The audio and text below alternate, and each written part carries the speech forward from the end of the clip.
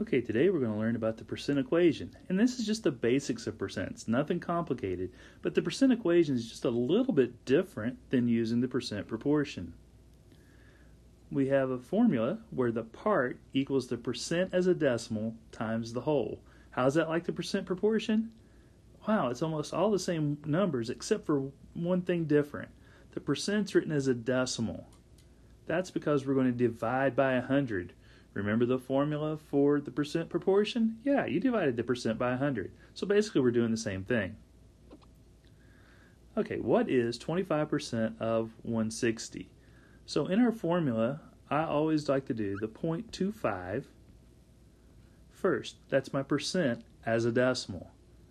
Now, what's it out of? What's the whole amount that we're talking about?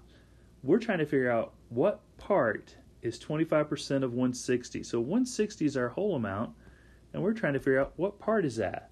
So we simply multiply 0.25 times 160, and we get x equals 40. That's the same answer you would get if you used the percent proportion. Okay, 30, what number is 30% of 240?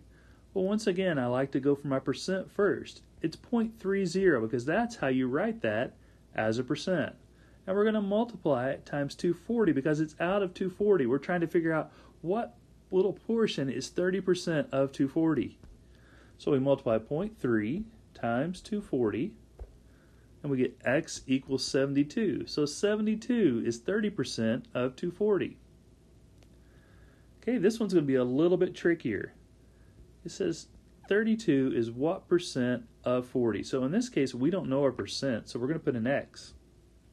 What are we multiplying the x by?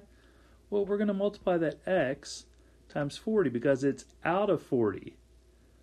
Now, the 32 is the part because 32 is what part of 40? That's really how you could read that. So in this case, our problem solving is just a little bit different. We can divide both sides by 40, and x will equal 0.8. But wait a minute. Is that 0.8%? No. Remember, that's the percent written as a decimal. So how do we switch it back? Times it by 100, and we get 80%. So 32 is 80% of 40. So that's how you can use that percent equation to do the basic problems.